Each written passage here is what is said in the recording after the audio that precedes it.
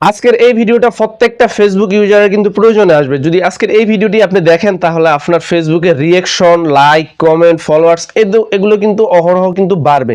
কারণ আজকের এই ভিডিওতে আমি আপনাদেরকে দেখাতে চলেছি আপনাদের ফেসবুকে যে সমস্ত ফ্রেন্ডসরা রয়েছে সেই সমস্ত ফ্রেন্ডদের মধ্যে কারা ইনঅ্যাক্টিভ রয়েছে বা কারা আপনার ফেসবুকের পোস্ট দেখলে তারা লাইক, কমেন্ট বা কিছুই করে না এবং আপনার পোস্টে আসলে তারা উপর দিকে ঠেলে দেয়। এই ঠেলে দেওয়ার মাধ্যমে কিন্তু আপনার পোস্টটার রিচ কমে যায়।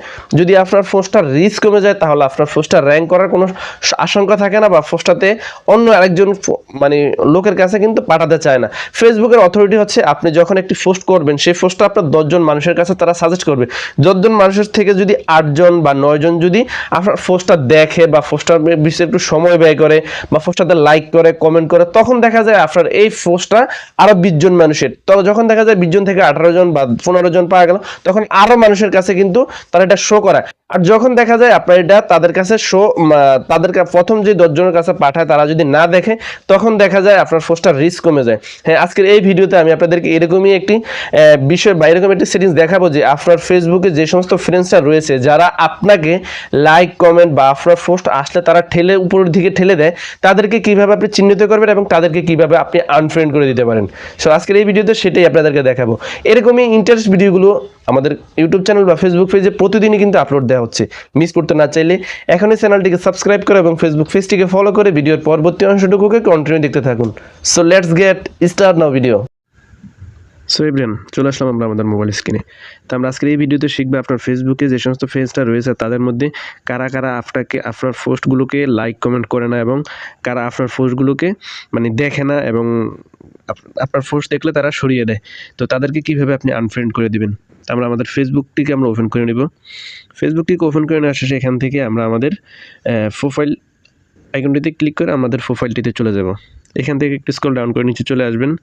নিচে চলে আসার শেষে এখানে নিচে দেখতে পারবেন ফ্রেন্ড, একটি অপশন পাবেন এখানে আপনারা। নিচে আসার শেষে এখান থেকে দেখতে পাচ্ছেন ফ্রেন্ড, এই যে এই ফ্রেন্ড এখানে লেখা আছে ফ্রেন্ড অ্যান্ড ফ্রেন্ডস। তো এটার উপর আপনি এখান থেকে জাস্ট ক্লিক করে দেবেন। ক্লিক করে দেওয়ার শেষে আপনাদের কাছে যত ফ্রেন্ড আছে সবারকে কিন্তু এখানে শো করবে। এই ফ্রেন্ড দেখতে পাচ্ছেন আমার 2510 জন, 2510 জন ফ্রেন্ড আছে। তো এখান থেকে কারা কারা আমাকে মানে আমার পোস্টগুলোকে লাইক, কমেন্ট করে না এবং তারা আমার পোস্টগুলো তাদের সামনে গেলে তারা সরিয়ে দেয়, তাদেরকে আমি আনফ্রেন্ড করে দেবো। তো আনফ্রেন্ড করে দেওয়ার জন্য আমরা এখানে দেখতে পাচ্ছেন ম্যানেজ একটি অপশন দেখতে পাচ্ছেন। এই ম্যানেজ অপশনটির উপর এখানে ক্লিক করে দেবেন।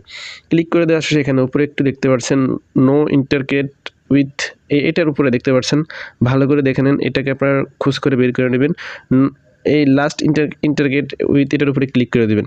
দেখতে পাচ্ছেন এখানে 154 জন ফ্রেন্ডস আমার রয়েছে যারা আমার পোস্টগুলোকে দেখলে তারা লাইক, কমেন্ট এগুলো কিছুই করেন এবং আমার পোস্টগুলো তাদের সামনে গেলে তারা এখান থেকে সরিয়ে দেয়। তো এটা করার জন্য আপনারা যে কাজটি করবেন, এখান থেকে আপনারা আনফ্রেন্ড করে দিবেন, জাস্ট আনফ্রেন্ড করে দিবেন। আর এখান থেকে যদি চান একবারে করবেন তাহলে এখানে আপনারা মার্ক করে নিতে পারেন। এখান থেকে আপনারা যদি চান একবারে করবেন তাহলে সিলেক্ট মার্ক করে এখান থেকে মার্ক করে আপনারা কিন্তু একবারে আনফ্রেন্ড করে দিতে পারবেন। এখানে আনফ্রেন্ডে ক্লিক করে দিবেন। ক্লিক করে দেওয়ার শেষে আপনারা চাইলে কিন্তু একজন করেও কিন্তু এখান থেকে করতে পারবেন, এইখান থেকে একজন করেও করতে পারবেন।